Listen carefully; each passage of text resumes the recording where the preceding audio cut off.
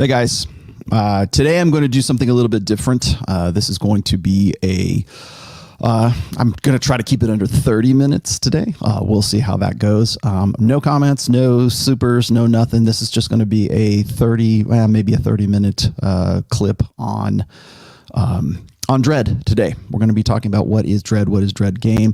I have done episodes before, full like 2-hour episodes on Dread, so I thought I might just do one sort of intensive, quick hit video. It seems like you guys are really liking the clips, so I'm going to go ahead and just work on doing some short clips today.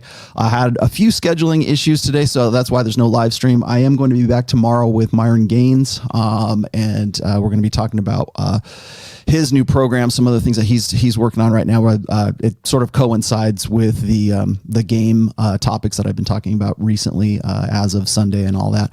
But I figured I'd try something a little bit different today. This is an experiment, so bear with me. I'm not really good, I guess, at short form. I tend to go over, as most of you guys already know, and then I get sidetracked with a lot of super chats. And I appreciate the super chats, really. If you want to support this stream, if you want to support this channel, you want to support me or my work or whatever, everything will be in the description of this video, so you can go ahead and check out how to support this channel if you want to be a Patreon member, or you want to just simply, help me out, right?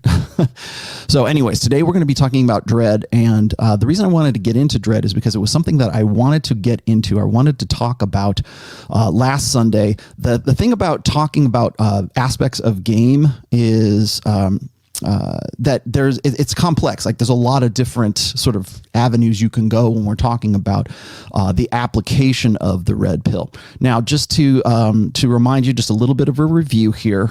Remember that the red pill is the praxeology. Red pill is the awareness. Red pill is the theory. Game is the practice. And game, as I said last Sunday, can be pretty much anything you want it to be, right? I mean, it's everybody has game. And how effective that game is, where you learned that game from, how it's working for you, yada, yada, yada. That's the real issue. So when I'm talking about game in this sense, I'm talking about it from the perspective of, pickup or interact. Let's just say intersexual dynamics. Okay. So there you have it. Just I'm laying that out for you right now.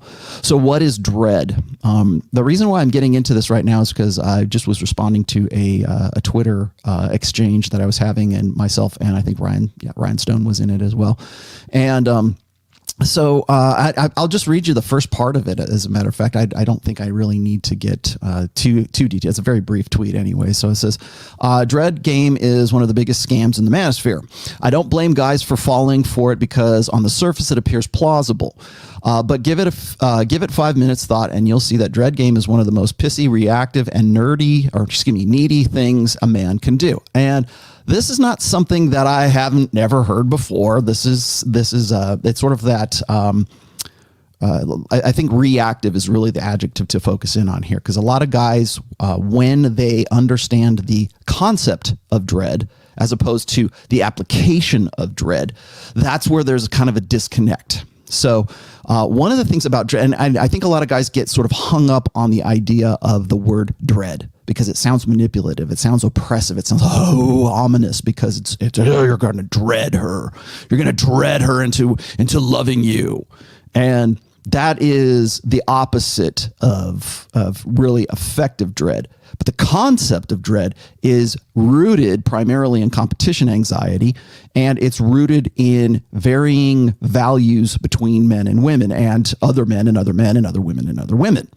So when we're talking about Dread, the concept, rather than the quote-unquote game, which I'll talk about here in a little bit, but when we're talking about Dread as a concept, Dread is something that everyone does, that everyone has. We have value. We have values. We place values on things.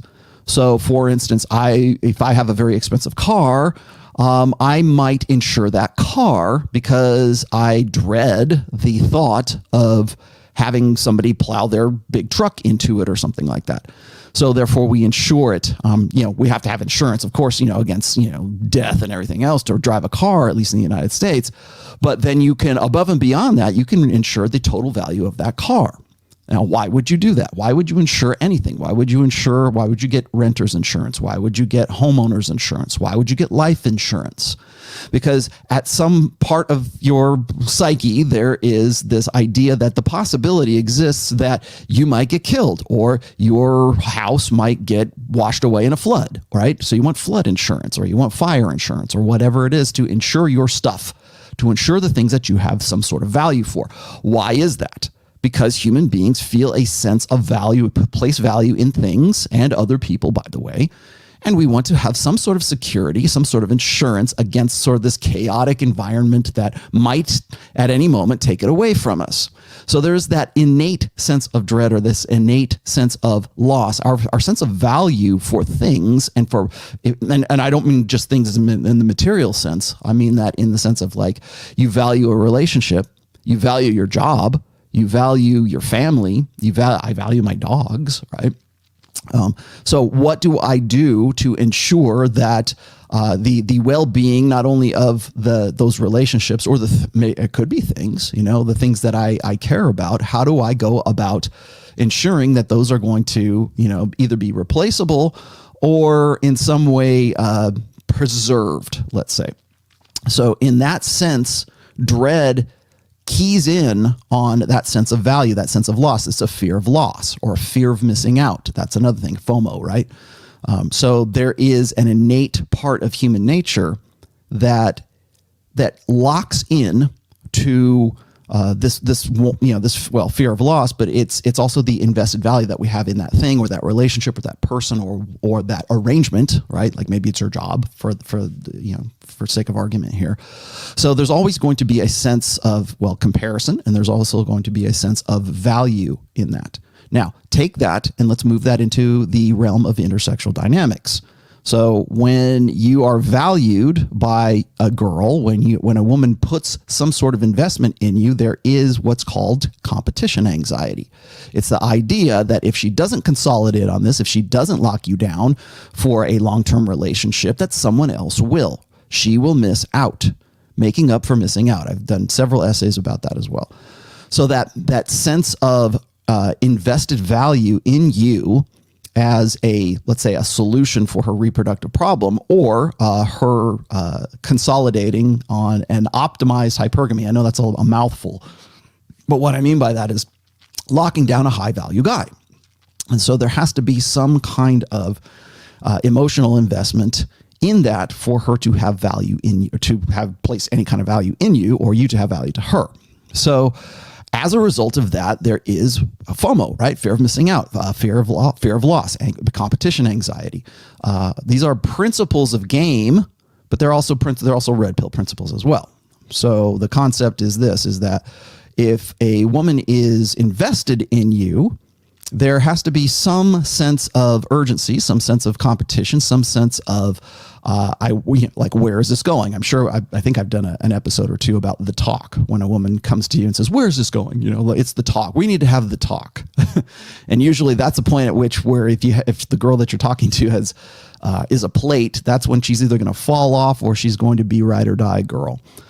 In fact, if she's having the talk, she's trying. That's what we would call a frame grab. So I'll talk about that at some other point. But as far as dread is concerned, that talk is motivated by dread, and dread is a sense of loss. Let's just say, or it's the potential. It's the insight required to place value in that relationship or that thing, and there's that fear of loss, because when you think about how women invest in a guy in terms of like long-term investment, long-term security, as I've said before, and I think I mentioned this on the last podcast or the one before that for women between the ages of say 22 and 24, that is their highest peak potential. That is where their sexual market value is at its highest. So when we look at how brief a window women have for peak agency, for peak power, for peak marketability. Again, I'm making this in terms of commodifying things, but in terms of numbers and figures, women on whole as a large as a lifetime kind of thing here, they have a very brief window over the course of, say, like 80, 85 years. Like what's the average lifespan of a woman, right? So between the ages of, say, 21 and maybe 24, let's just spread it out a little bit more, but I usually peg peak marketability at about 23. That's a very brief window to have peak sexual selection for a woman. And that is if she maximizes her potential. She stays hot. She understands her agency. She understands that her sexual agency is perishable. Most don't, right? I mean, most women are overweight. Most women are, 75 to 80% of women in the United States are overweight or morbidly obese. But even still, at that point, they have a very brief window during which they can maximize that potential. For men, it lasts a whole lot longer than that. But so within that point, there is a sense of urgency, whether that's psychological or that's sort of just subconscious or whatever. There's a sense of urgency that says, if I don't lock this guy down, if I found a high value guy, hypergamy cannot afford to wait. It cannot afford to pass by a golden opportunity. So there is an associated sense of loss that comes along with that. Now, this is not something women lose sleep over or they're consciously aware of, or it's something that's sort of a cognitive process, but it is sort of like a subroutine. It's like the lizard brain part here. So there's this sense of urgency that I think increases as women get towards their epiphany phase, like 29 to 31 years old, somewhere around there. And then it comes to a head at that point, or else women are so clueless that they believe that their, sexual agency is evergreen or it should be, thanks to social constructionism and everything else. But as a result of that, women feel a sense of dread, a sense of urgency, a sense of, or a fear of loss. And I hate using the term dread anymore because people tend to think it's like ominous and it's some sort of manipulative, you're a manipulative bastard for even bringing up the term dread. Because it sounds wrong. It feels bad. Granted, it's semantics, but it feels bad. So when we're talking about dread, there's always going to be that sense of, and women will use dread on you as well, especially for guys who are in the lower 80 percentile, right? The majority of men who are beta males who have to invest most of themselves and most of their value in one single woman rather than spreading it around. Now, maybe that's changing societally right now, and I'm sure people will have some sort of, I'm sure you're going to comment about something like that. But the fact remains is that there's a lot of guys who are, most men live necessitous lives when it comes to intersexual dynamics. She's the only one for me. She's high value. I'm going to put everything I can. I'm going to do everything we're conditioned from the time we're young children to place that kind of, to put women and womankind on a pedestal. And as a result, we tend to overinvest ourselves. And as a result of that, women use dread on men all the time. All the time. They'll use it in media. They'll use it in songs. They'll use it in stories. They'll use it in movies. They'll use it in whatever. In our popular mythology, women use dread on men all the time. So when a man figures that out and says, you know what, maybe this is something that's applicable to us, maybe we can do something with this, then we're rat bastards for doing that. And if you are a properly conditioned blue pill beta man, it feels wrong to even mention or presume that you could use dread. And I understand. Now, here's the criticisms of dread. Now, what dread is in terms of game, conceptually, that's what it is. And what is dread in terms of game? Well, a lot of guys get carried away with it, especially in the pickup artist, the modern contemporary pickup artist community right now. Dread seems like an ultimatum, and it is really satisfying to that kind of sense of pro-revenge, right? There's sort of like this retribution, like I'm going to use dread and really make it. That's overt dread, first of all, and then second of all, it's more of an ultimatum. And in that case, the guy who's talking here said, it's pissy and it's reactive and it's like you're falling into her frame.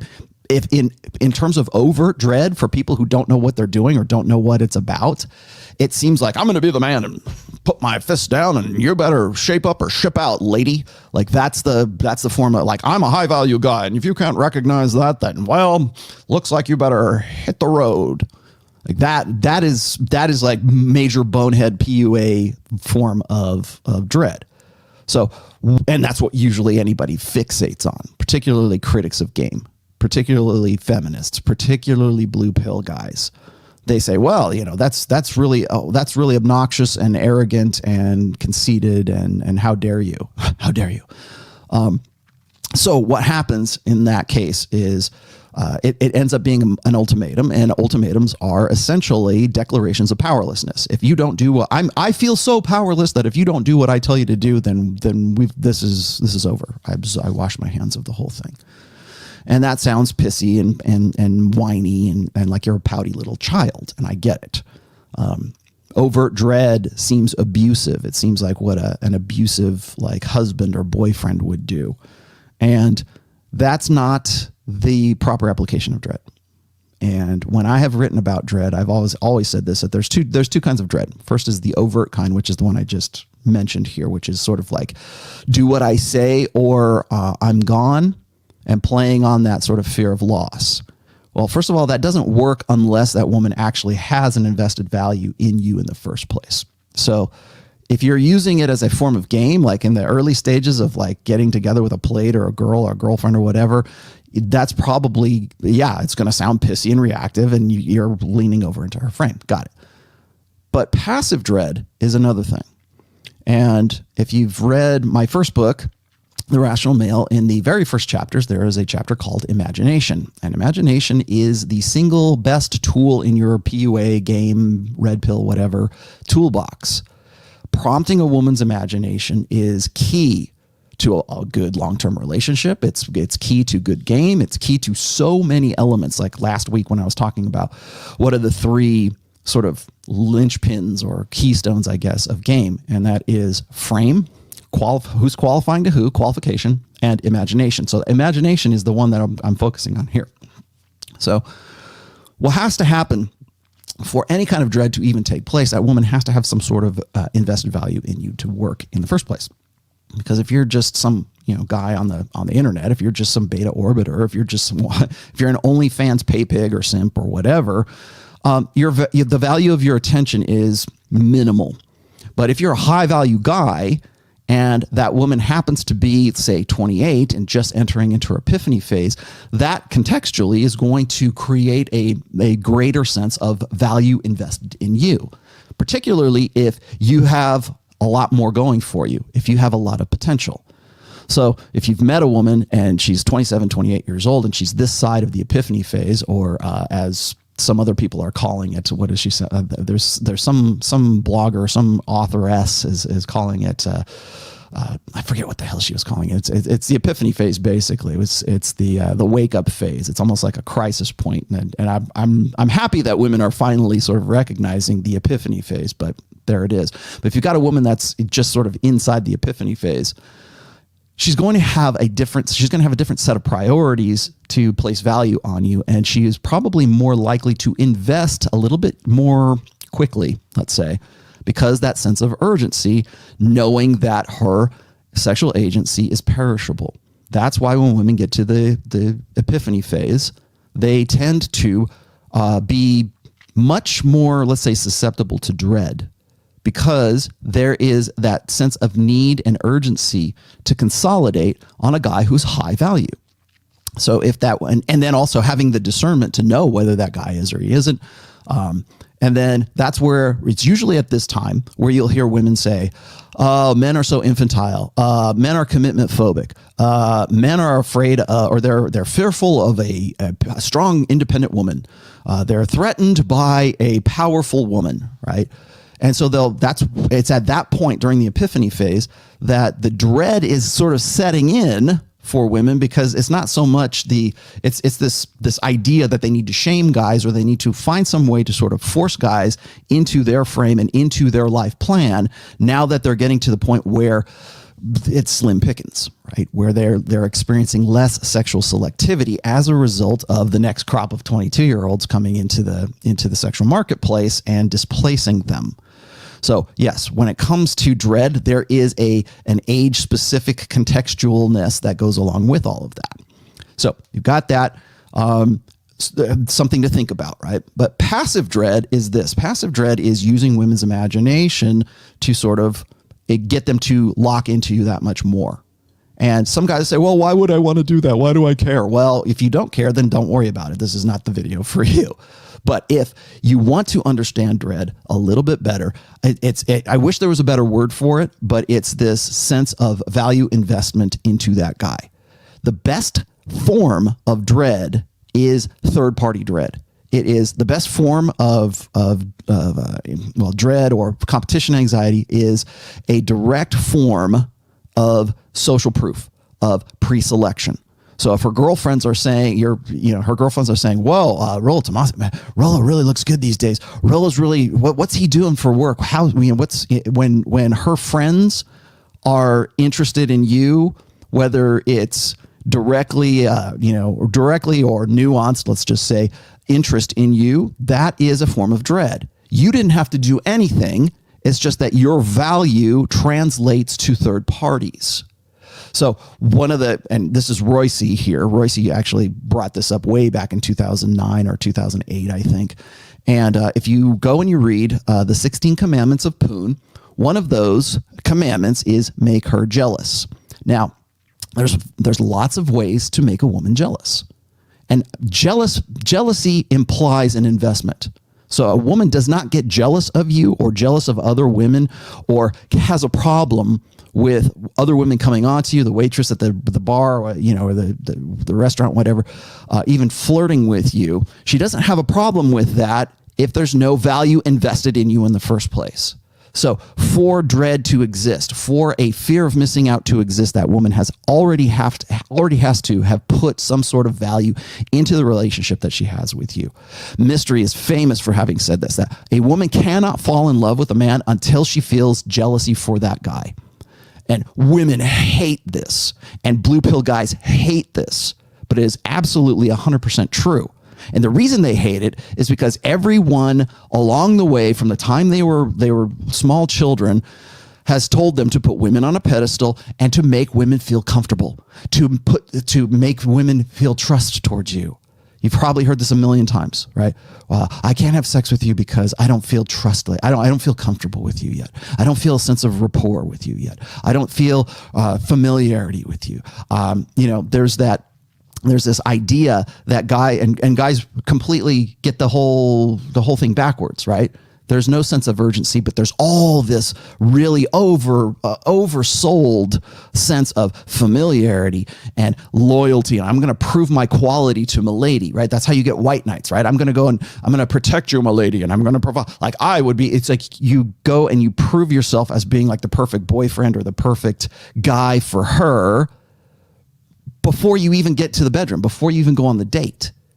Because up here, that's where guys are at. They're like, I need to make her feel comfortable. Because every woman, like I've asked lots of women what it is they want, and they want to feel comfortable. And they want a guy with confidence, and they want a guy who's trustworthy, and and anything that applies to the beta buck side of the hypergamous equation, like alpha seed beta need, anything that applies to the beta need side is what those guys are sold on. And the overwhelming part of that is a need for trust, a need for comfort, a need for this, and it's familiarity. And what they don't realize is that familiarity breeds contempt, first of all, but it is also anti-seductive. So when we're talking about hot arousal, genuine desire, hot guy in the foam cannon party, right? That's the guy that I want to go and have sex with. There is no consideration. Doesn't even enter into a woman's head that she needs to, sit down there and trust the guy and whatever. He was hot, she was drunk, I was hot. One thing led to another, right? That's the trope, I guess. But when it comes to guys being upset about dread, it's usually because it is in direct conflict to what they've been taught for most of their lives. So it sounds pissy. It sounds like you're playing games. It sounds like you're being disingenuous. And God forbid you make a woman uncomfortable by in any way fostering a sense of value in her via jealousy, via dread. So when that woman at the bar, or when that woman at the restaurant, the waitress at the restaurant is flirting with you, what most guys will do in that situation is try to downplay it, or they'll try to blow off the girl, or they'll try to do in some way downplay the flirtation of that girl that's interested in him. because they feel that if they don't, then they're going to lose the girl. That, well, if I did any of that, it's one of the reasons why a lot of guys have a problem with the red pill and have a problem with game, like formalized game in the first place, is because they, well, if I did that, Rolo, she would leave me. If I even tried that with my wife, she would divorce me. If I even experiment. And so what's interesting to me is most guys are so locked into, like most beta guys are so locked into that overvaluation of the relationship that they're in, that they won't experiment with the things that would probably improve their relationships. So demonstrating higher value while you are in a long-term relationship is much more difficult than when you're outside of that long-term relationship. It's much easier for you to facilitate dread when that woman doesn't know as much about you as she does when you're her husband or when you are her boyfriend or whatever else. Like when she becomes more and more familiar with you and your personality. Those instances of demonstrating higher value through social proof and pre-selection and dread become less and less and less because she knows more and more and more about you. And so fostering that sense or going with it is a key. That's part of the polarity of a good relationship. The key to good relationships is polarity. It is this push and pull. And most guys are very uncomfortable with that because they fear that they will lose their own investment. They fear that they will, because they value, again, it's dread. They dread the idea of using dread. Because if they do, then they'll lose that. Then she'll, no woman with any self-respect would ever, be part of that. It's no, women use dread all the time, and you actually do too. You just don't realize that you're doing it. So when Royce in the 16 Commandments of Poon says, make her jealous, people lose their minds, but he's 100% right, because women don't want a guy to cheat, but they love a man who could cheat. They don't want him to cheat, but they love a guy who could cheat. Because what that guy is he's high value, and it's confirmed by third parties. That's what I mean by passive dread. So when that woman at the restaurant flirts with you, that's passive dread, because it's a woman from the outside, and you are confirmed to be, at least in a sort of lizard brain sense, you are confirmed to be a guy that other men want to be and other women want to bang. And here it is in black and white, because this girl is flirting with you. And good game, using dread game in a passive sense and not actively going and saying, hey, and actively going and flirting with that girl, having that girl flirt with you and not rebuffing that and not trying to play it down with the girl and say, no, baby, you're the only one for me. I would never go with a girl like that. That's what most guys will do. But instead of doing that, lean the other way. Say, hey, I'm sorry. It's just, look at me, right? Yeah, I guess I'm a high value guy. You can agree and amplify, and you can do lots of other different ways. There's lots of ways to sort of play on passive dread. But what guys will tell you is like, well, you can't make her so uncomfortable all the time. And if she fears that she's going to lose you, then she's going to leave you anyways, and blah, blah, blah. It's like that right there is your form of dread. It's you dreading the loss of that girl. If that's the way you feel about it, then you shouldn't be with that girl in the first place. She should be comfortable. She should be flattered that other women find you attractive. She should be flattered that other men want to be with you. And most likely she is. But you're shooting yourself in the foot because you think that it shouldn't be that way, because you're still stuck in your blue pill way of thinking, your old order way of thinking. So if she gets a little pissy, if she gets a little out of pocket because some other girl found you attractive via passive dread, what that is her sense of loss. That jealousy instinct, that means she has value in you. And also it's a confirmation of your frame, because she's sort of powerless against your charms for other women, right? So I'm not saying that you got to be like this, all full of yourself and conceited and go out and active dread would be this. I'm going to go to the waitress at the restaurant or the bar or whatever and start chatting her up and flirting with her while my girlfriend or whatever is sitting right beside me. That's active dread. Passive dread is when that female waitress, whatever, or the hot girl comes to me, starts flirting with me, and I kind of go with it.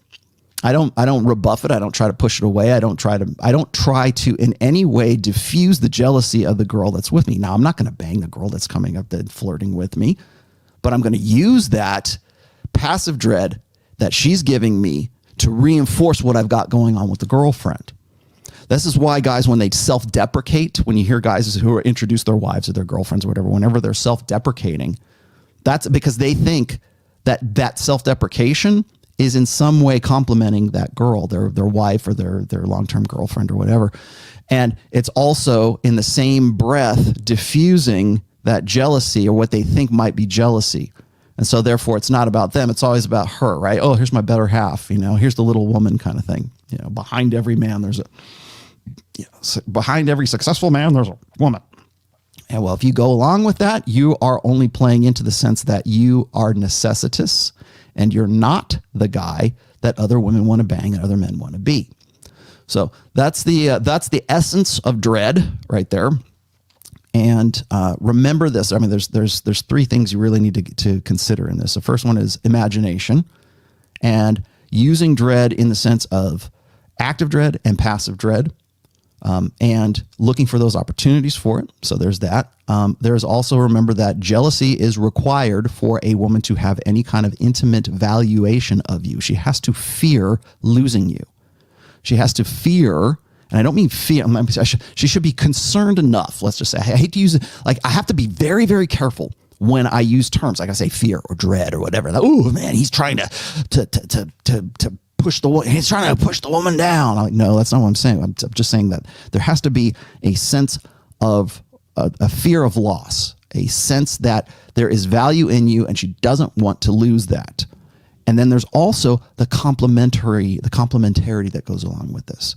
So when you are proven to be high value, when you are a step above her, and other women are acknowledging this, or even other men are acknowledging this, like professionally or personally, whatever, when they're acknowledging that, that is a reflection, that is an association on her. Because the guys who self-deprecate, they're saying, yeah, I'm a schmuck and a loser and you're so much better than me, honey. I can't, it must be an act of God because there's only one reason for that, right? Because I'm lower than you and you're higher than me. So thanks for lowering yourself to be with a schmuck like me. That is an insult to her. But what is a compliment to her is that other women might be attracted to you. Even after you're with her, right? Even if you've been married for 5 years, there's other women that, because you've done so much with yourself and you're such a high value guy that women are like, you screw up, honey, I'm right here kind of thing. And that's not really what's being said consciously and cognitively. It's what the imagination, and that's the part 3, the imagination is working within that woman. Passive dread is based on imagination, and there's nothing wrong with stoking it. There's nothing wrong with working within that. I'm not saying don't make her comfortable and don't make her, it's okay, I'm with you kind of thing. Reassurance is one thing. But the fact that there's jealousy means that there's love, that there is some sort of investment, that woman wants to be with you. Again, because they know that in the long term, they're going to be more necessitous for longer than you are versus the potential you have to be a high value guy. So there you have it. That is dread in a nutshell. There's a lot more to it. I'm going to kill it here at 30 minutes because I don't want to go too much over. But that is dread from a basic sense. There's other aspects of it, like how to stoke it and how to be a little bit more efficient with it. But that's a good overview. So, anyways, I am going to end this here, and I will be on with Myron Gaines very soon. If not tomorrow, then certainly by Friday. I'll be doing a one-on-one interview with him. We have Rule 0 is coming up on Saturday at 11:30 a.m. Eastern time, and I believe it's Ryan Stone who will be hosting. And then, of course, I'll be back on Sunday for our class. Will be in session for a full live stream on Sunday. So there you have it. Hopefully you like this. Let me know in the comments. If you like these short form videos better than, you got more patience, I guess, or whatever. Again, I hate to pander to the TLDR generation, but sometimes these things work a little bit better if I can be a little bit more concise. So there you have it. That's dread today. I will get into some other topics. If you really like these, I might hit on some other things that are just sort of like, I don't want to call them info bites because they're still 30 minutes, but it is what it is. All right, guys. I'll see you later. Thank you very much for watching.